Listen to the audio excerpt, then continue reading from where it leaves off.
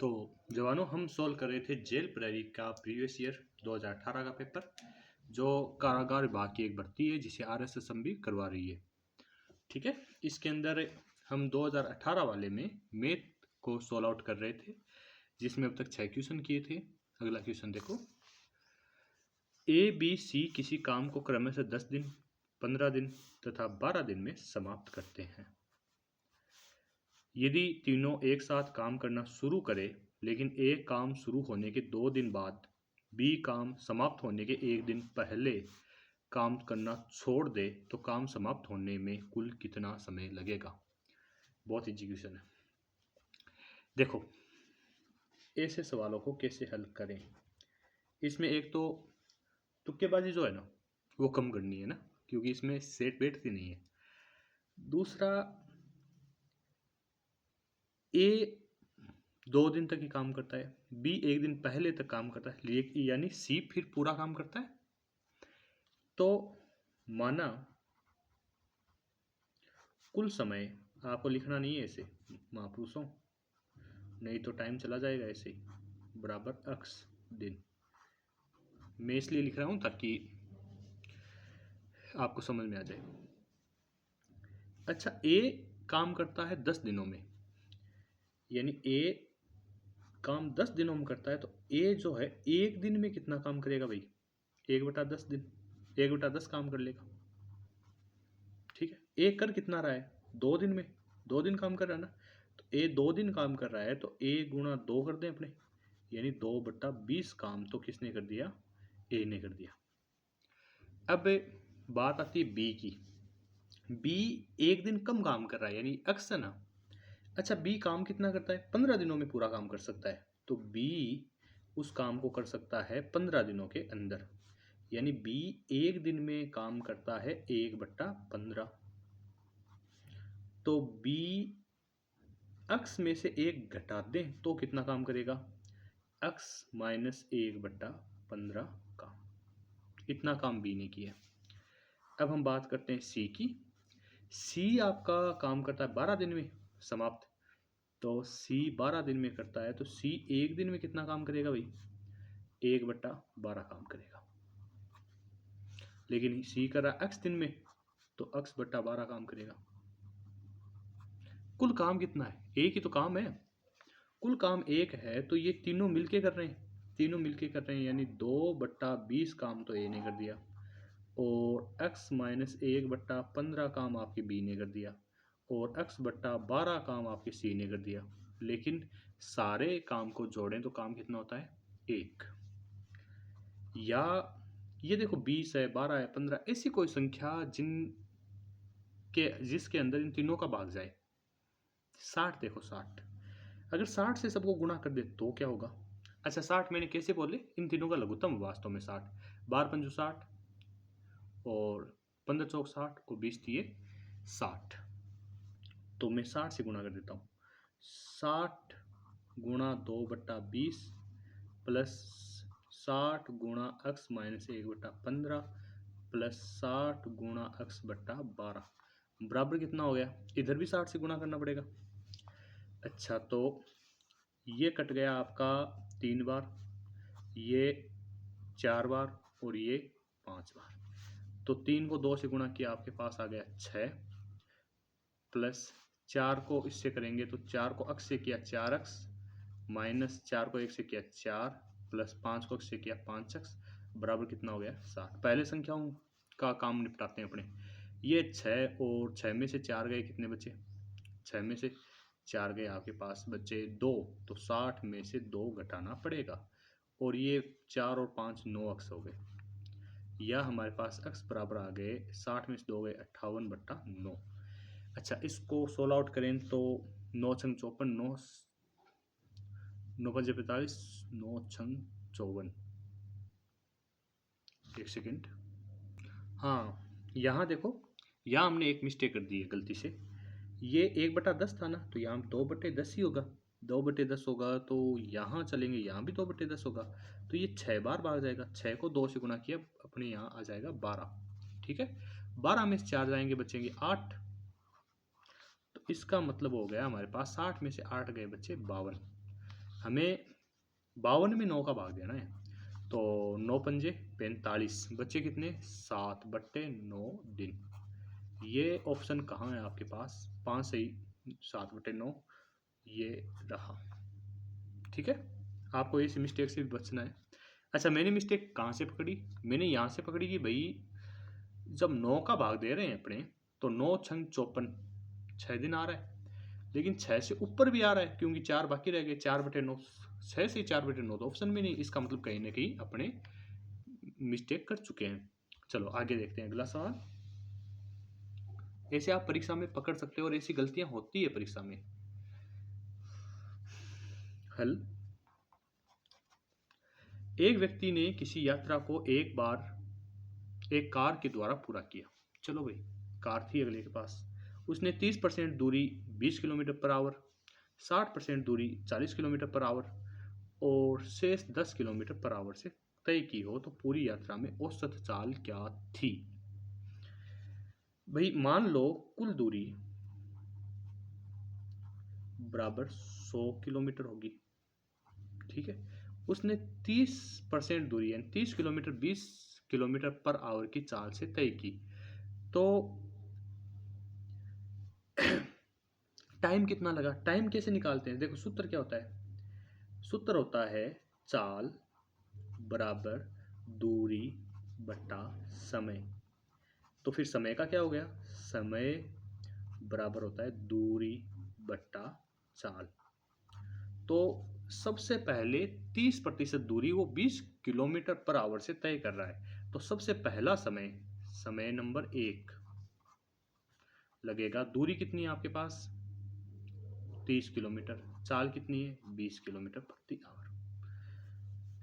इसके साथ समय नंबर 2 यानी उसने 60% दूरी 40 किलोमीटर पर आवर की तय से की है ना, तो 60 किलोमीटर में उसने 40 की स्पीड लगाई है, और शेष, तो ये 60 हो गई दूरी और 30 हो गई, तो 60 और 30 हो गई 90, बच कितनी गई 10 किलोमीटर।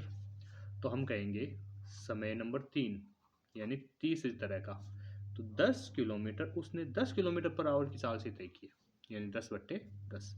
अगर सबको जोड़ दें तो हमारे पास कुल समय आ जाएगा, तो कुल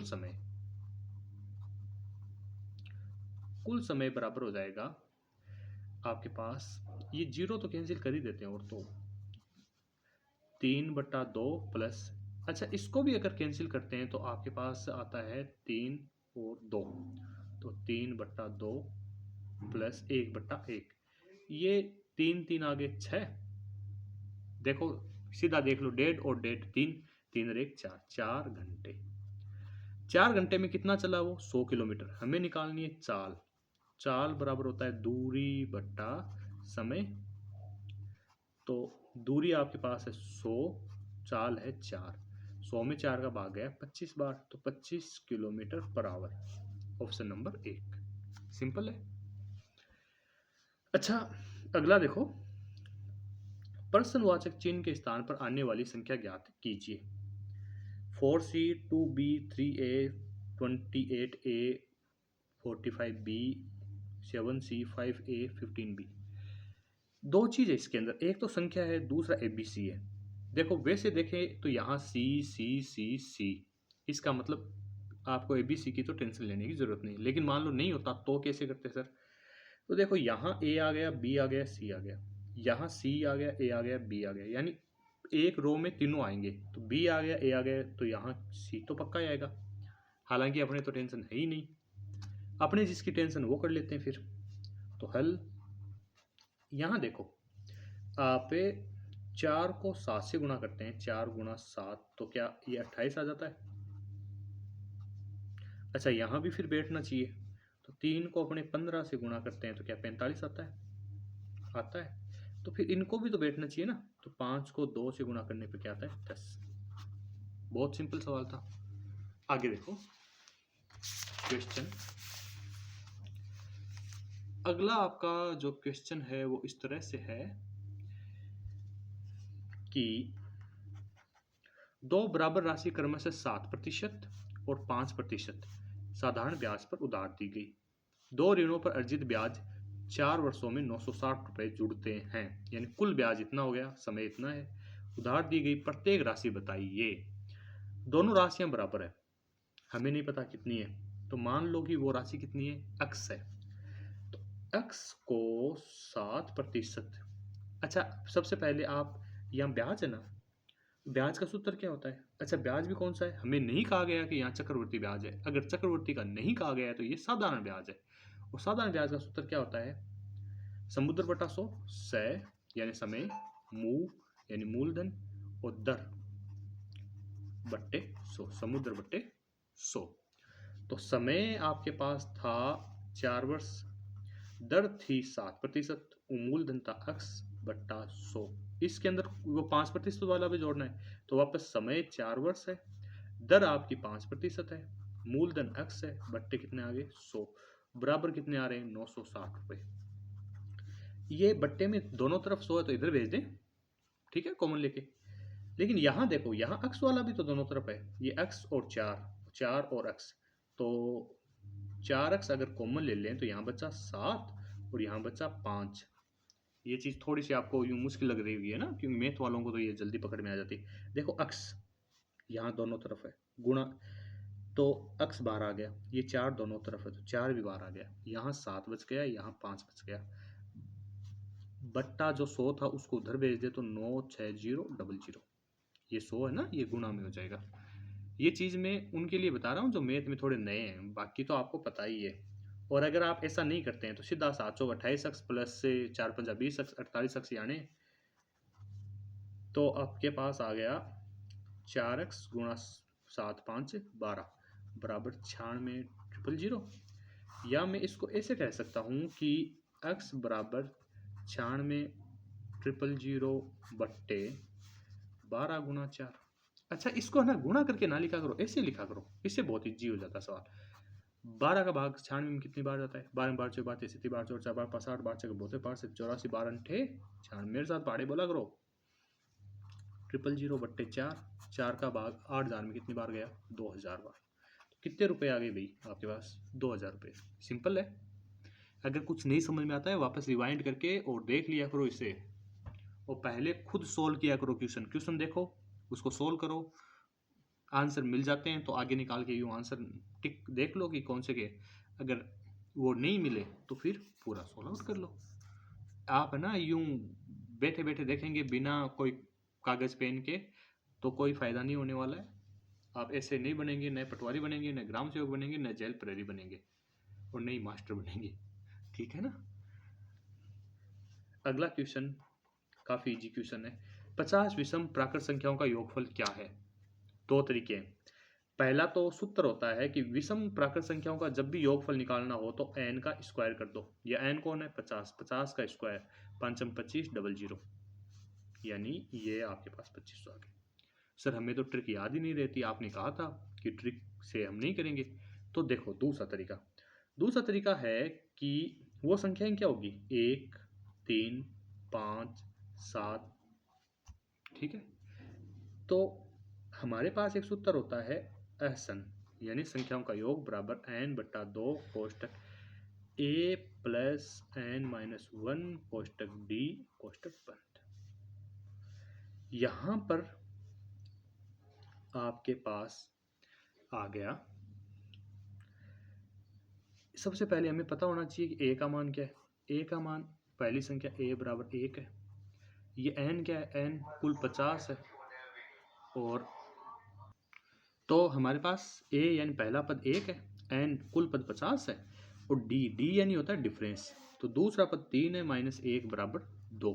कैसे निकाला? 3 माइनस 1 से, ठीक है ना। अच्छा, यहाँ 2a होगा, ठीक है।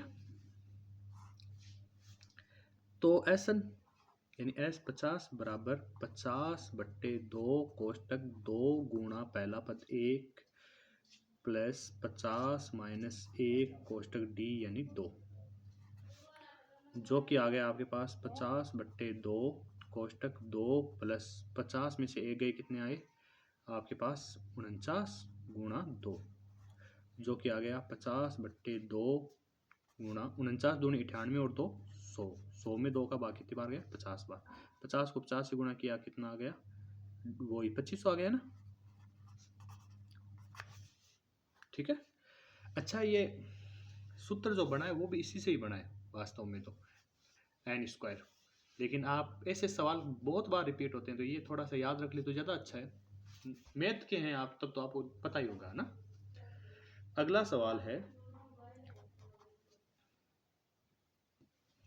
तीन संख्याओं का योग 136 है। यदि पहली संख्या और दूसरी के बीच का अनुपात 2:3 है, दूसरी और तीसरी के बीच का अनुपात 5:3 है, तो दूसरी संख्या क्या है। ऐसे सवालों में आप क्या करें, थोड़े से बच्चे कंफ्यूज होते हैं लेकिन बहुत ईजी है। ये 2:3 है और दूसरा ये 5:3 है। पहले इनको बराबर करो। इसको कैसे बराबर करें सर, तो ये अभाज्य संख्या है दोनों, अगर भाज्य हो तो इनका लघुत्तम ले लो, अभाज्य तो आपस में गुणा कर दो। 5 3 15, यानी 3 को 15 बनाने के लिए 5 से गुणा करना पड़ा, तो इसको भी 5 से गुणा कर दो, कितने आ जाएंगे 10। इस 5 को 15 बनाने के लिए 3 से गुणा करना पड़ा, तो इस 3 को भी 3 से गुणा कर दो, कितने आ गए 9। यानी वास्तविक अनुपात ये है आपके पास।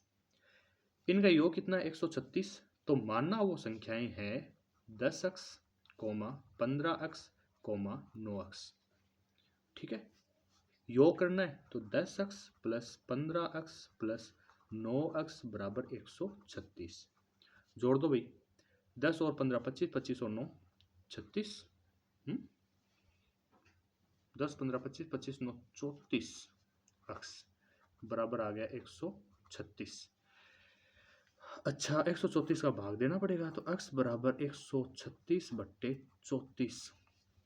ये तो पता है कि दोनों में 2 का भाग जाता है और 17 का भाग भी जाना चाहिए। 2 का दे देते पहले, तो 17 बार, इसमें 2 का देंगे तो 6 दूनी 12, बच गए 1, 8 दूनी 16, 17 17 34 37 51 70 चौक 68, x का मान 4 है।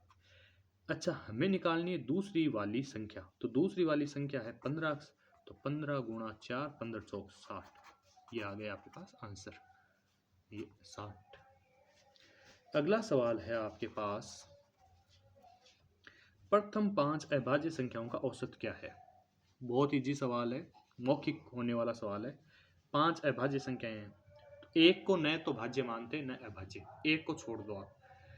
2 अभाज्य संख्या पहली, फिर है 3, 4 नहीं है, 4 में 2 का भाग जाता है, फिर है 5, फिर 6 भी नहीं है, 7 है, 8 नहीं है, 9 भी नहीं है, 10 भी नहीं है, 11 है। 5 है तो 5 का भाग दे दो, 2 और 3 5, 5 10, 10 7 17, 17 और 8 17 और 11 कितने हो गए 28/5। 28 में 5 का भाग देना है, तो 5 25, बच गए 3, 3 में 5 का भाग जाएगा, 3 में तो जाता नहीं है तो 30 में जाएगा, 6 पंजे 30, 5.6 ये रहे आंसर। बहुत सारे बच्चे यहाँ पर सबसे पहले एक लेंगे, वो एक नहीं लेना है, एक न तो भाज्य है नहीं अभाज्य, याद रखना है आपको, ठीक है। एक एक स्पेशल प्रॉपर्टी रखता है। चलो अगला सवाल, हम इसका मैथ का अंतिम सवाल देखते हैं जो 2018 में आया था। इतने सवाल मैथ से पूछे गए थे, बाकी आपके रीजनिंग के मैं अलग से करवा दूंगा। सवाल है आपके पास, चक्रवृद्धि ब्याज के अंतर्गत उधार ली गई एक धनराशि 10 वर्षों में दुगुनी हो जाती है, वह धनराशि उसी ब्याज दर पर कितने समय में 4 गुनी हो जाएगी। ये सवाल हल करने के लिए नहीं है, ये सवाल सोचने के लिए कि भाई कोई भी राशि ली थी, मान लो 100 रुपये लिए, 10 सालों में कितने हो गए 200, 200 के अब करने 400, तो 10 साल अगले और लगेंगे तो 400 हो जाएंगे, तो 10 और 10 कितने हो गए 20 साल हो गए। कुछ बच्चे सोचते हैं अच्छा 10 साल में दुगनी हुई है ना, तो और 20 साल और लगेंगे आगे और होने के लिए। नहीं, ऐसा नहीं होता भाई, 10 साल के अंदर 100 रुपये हो गए 200, तो 200 रुपये 10 साल और जोड़ेंगे तो कितने, 10 साल और करेंगे तो कितने हो जाएंगे 400, ठीक है। तो 10 साल ये 10 साल ये, कुल कितने हो गए 20 वर्ष हो गया। अब आगे हम अगली किस्त में जो रीजनिंग के क्वेश्चन आए हैं ना, वो 2018 वाले पेपर में उनको सोल्व आउट करेंगे, साथ में ही अपने पटवारी और वीडियो का जो है ना पिछले पेपर वो भी सोल्व करेंगे जब जब टाइम मिलेगा। हमारा अपना रीट का एक अलग से बैच लाएंगे। अच्छा, रीट का आप कहेंगे रीट का तो एग्जाम हो चुका है। रीट मतलब थर्ड ग्रेड जो मेन एग्जाम होगा उसमें, उसके अंदर एक तो जो मैथ है, मैथ के लिए स्पेशल बेस रहेगा, और दूसरा जो लेवल 1 है इसके लिए स्पेशल बेस रहेगा। जो सोशल साइंस वाले हैं उनके लिए अपने साइकोलॉजी है ना, साइकोलॉजी के लिए रहेगा। बाकी सोशल साइंस के बाकी सब्जेक्ट के लिए अभी विचार नहीं कर रहे हैं, आगे विचार करेंगे तो देखेंगे। ये थर्ड ग्रेड के लिए, और थर्ड ग्रेड के लिए भी मैथ सब्जेक्ट और लेवल 1 वालों के लिए। इसके अलावा पटवारी, वीडियो और सीईटी वगैरह के जो एग्ज़ाम होते हैं उनके अपने क्वेश्चन करेंगे। धन्यवाद। लगे रहो, लगे रहोगे तो लग जाओगे।